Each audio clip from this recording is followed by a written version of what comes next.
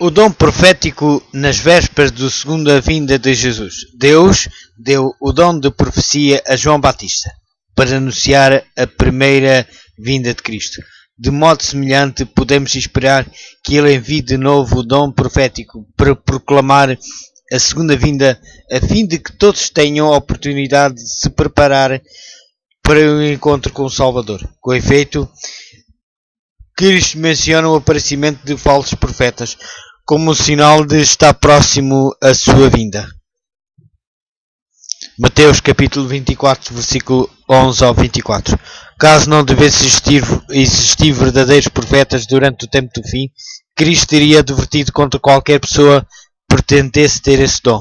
O seu aviso contra os falsos profetas implica a existência igualmente de profetas verdadeiros. O profeta Joel predisse um derramamento especial do dom profético imediatamente antes da volta de Cristo. Disse ele: "E há de ser que depois derramarei o meu espírito sobre toda a carne, e vossos filhos e vossas filhas profetizarão.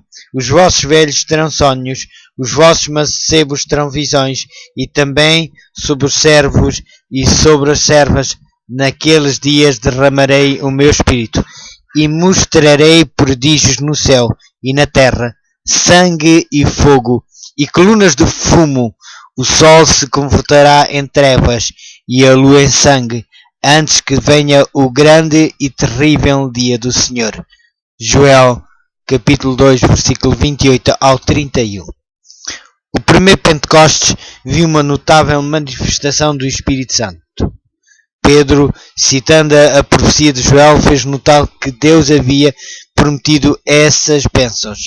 Atos Apóstolos, capítulo 2, versículo 2 ao 21. No entanto, podemos perguntar se a profecia de Joel terá tido o seu cumprimento definitivo no Pentecostes, ou se deverá ter ainda um outro cumprimento mais completo. Não existem quaisquer provas de que os fenómenos no Sol e na Lua de que falou Joel se tenham verificado antes ou logo após esse derramamento do Espírito. Estes fenómenos só vieram a verificar-se muitos séculos mais tarde.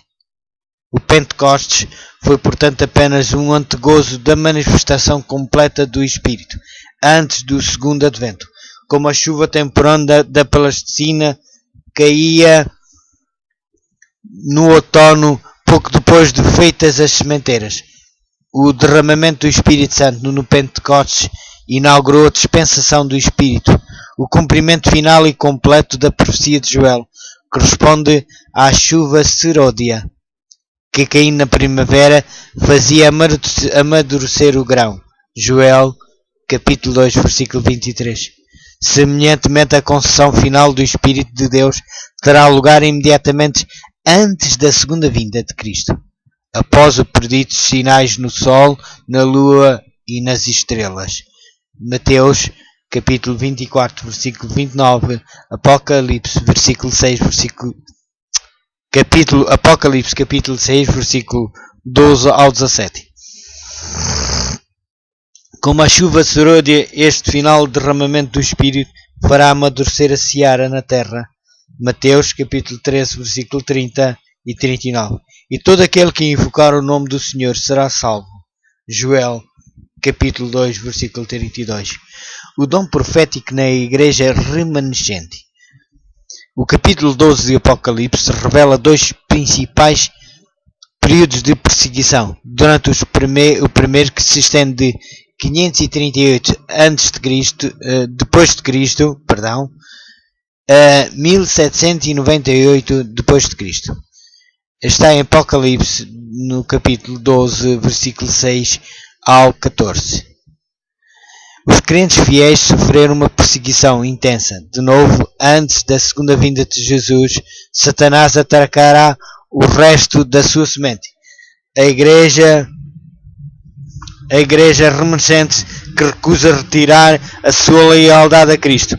O Apocalipse caracteriza os crentes fiéis que formam o remanescente como aqueles que guardam os mandamentos de Deus e têm o testemunho de Jesus Cristo. Apocalipse, capítulo 12, versículo 17. Que a frase, o testemunho de Jesus, se refere à revelação profética. Depende-se claramente de consequentes conversações entre o anjo e João. Perto do fim do livro, o anjo identifica-se como seu conservo e dos teus irmãos, que têm o testemunho de Jesus. Apocalipse, capítulo 19, versículo 10. E conservo teu e dos teus irmãos, os profetas. Apocalipse, capítulo 22, versículo 9. Estas expressões paralelas tornam claro que são os profetas que têm o testemunho de Jesus.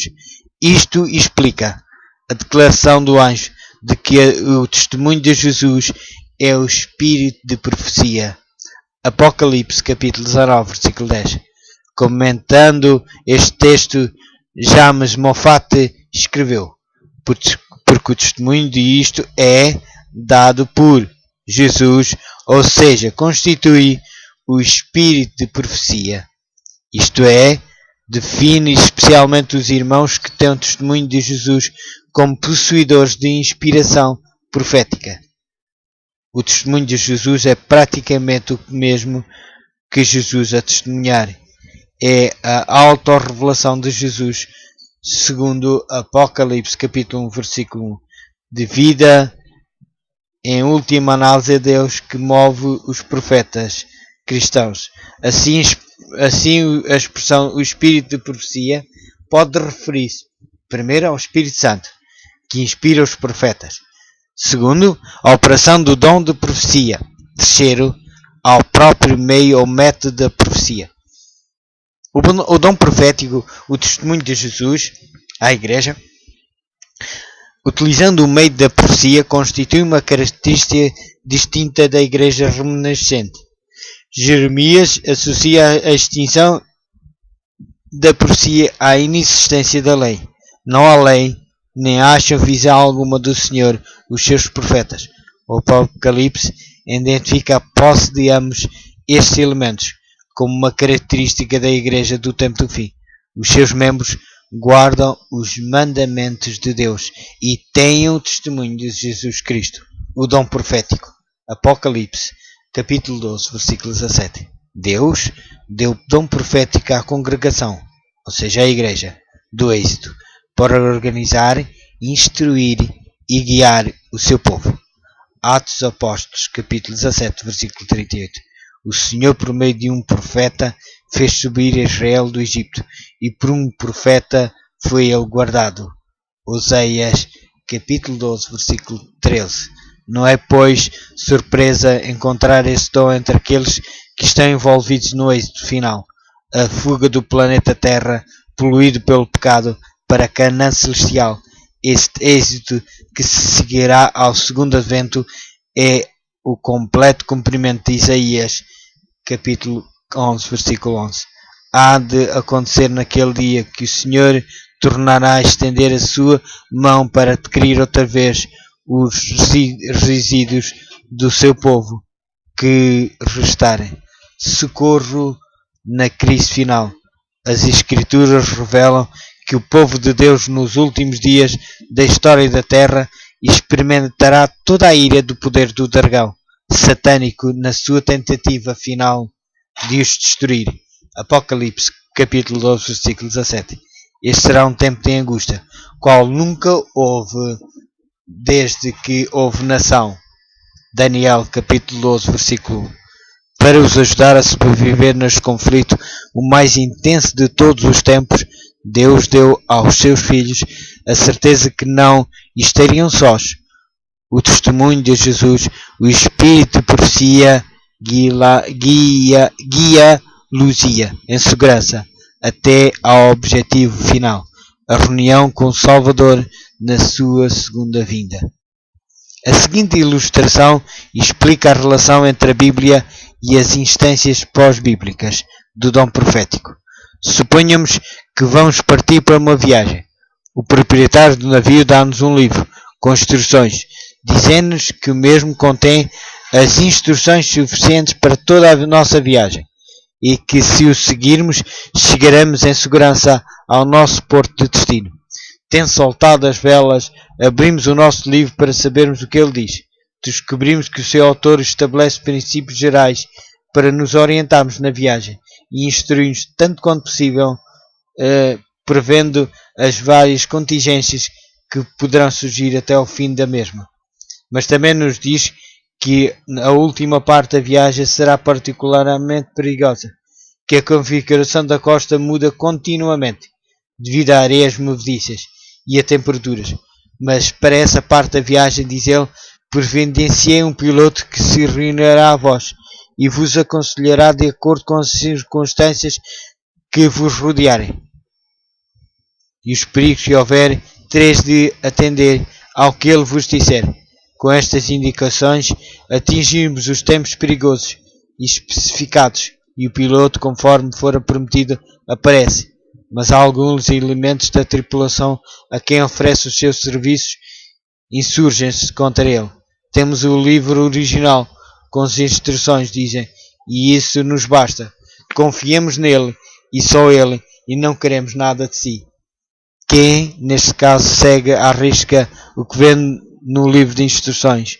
Os que rejeitam o piloto, ou os que aceitam tal como estava previsto no dito livro, a vós de julgarem. Os profetas pós-bíblicos e a Bíblia. Foi o dom profético que produziu a própria Bíblia, na época pós-bíblica. Ele não deve sobrepor-se ou acrescentar qualquer coisa às Escrituras, porquanto o canone sagrado está agora encerrado. O dom profético funciona no tempo do fim de um modo semelhante àquele como funcionou no tempo dos apóstolos. A sua função é de exaltar a Bíblia como base da fé e da prática, e explicar os seus ensinos e aplicar os seus princípios à vida diária. Empenha-se em estabelecer e edificar a Igreja, tornando-a apta a cumprir a missão que Deus lhe confiou. O dom profético repreende, adverte, conduz e anima tanto os indivíduos como a Igreja, protegendo-a da heresia e unindo-os na verdade da Bíblia. Os profetas pós-bíblicos funcionam de modo muito semelhante a profetas como Natã, Gad, Asaf, Semaias, Azarias, Eliezer, Aias, Obed, Miriam, Débora, Hulda, Simeão, João Batista, Agabo, Silas, Ana e as 4 filhas de Filipe, que viveram nos tempos bíblicos, mas cujos testemunhos nunca fizeram parte da Bíblia. O mesmo Deus que falou por intermédio dos profetas, cujos escritos estão na Bíblia, também inspirou estes profetas e profetisas. As suas mensagens não contradisseram a revelação divina anteriormente registada, a prova do dom profético, porque a Bíblia previne que antes da volta de Jesus se hão de levantar falsos profetas. Devemos investigar cuidadosamente todas as alegações de dom profético. Não desprezeis as Escrituras, disse Paulo, mas pondo tudo à prova, retendo o que é bom, abstendo-vos de toda a espécie do mal. 1 Tessalonicenses capítulo 5, versículo 20 ao 22. 1 João capítulo 4, versículo 1. A Bíblia especifica várias diretrizes segundo as quais podemos distinguir o dom profético genuíno do espúrio. A mensagem concorda com a Bíblia, à lei e ao testemunho. Se eles não falarem segundo esta palavra, é porque não há luz nelas. Isaías capítulo 8, versículo 20. Este texto explica que a mensagem de qualquer profeta deve estar em harmonia com a lei de Deus e o testemunho de toda a Bíblia. Um profeta